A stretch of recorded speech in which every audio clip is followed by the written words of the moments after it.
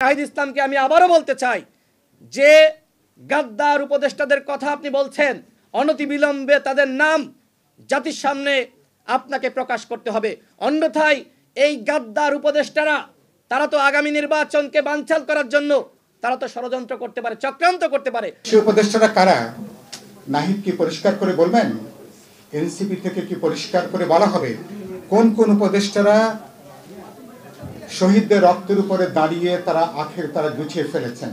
সরকার থেকে যদি পরিষ্কার ব্যাখ্যা দেওয়া হয় এবং গত 14 মাসে আর্থিক খাতে কি কি ঘুষ, দুর্নীতি এবং কোথায় কি হয়েছে, তারা যদি একটা শ্বেতপত্র যদি প্রকাশ করতে পারেন, সরকারি স্বচ্ছতা তাহলে নিশ্চিত হবে। বাংলাদেশে একটা সুষ্ঠু নির্বাচন যাতে অনুষ্ঠিত না হতে পারে সেই জন্য পতিত ফ্যাসিস্ট গোষ্ঠী তো ফ্যাসিবাদী গোষ্ঠী তো চেষ্টা করবেই। কিন্তু আমরা যদি এই গণতান্ত্রিক ঐক্যটা, ফ্যাসিবাদ বিরোধী জাতীয় ঐক্যটাকে সমুন্নত রাখি এবং শক্তিতে পরিণত করি, ইনশাআল্লাহ ভবিষ্যতে বাংলাদেশে ফ্যাসিবাদের কোনো উৎপাত এবং উৎপত্তি দুটোই হবে না।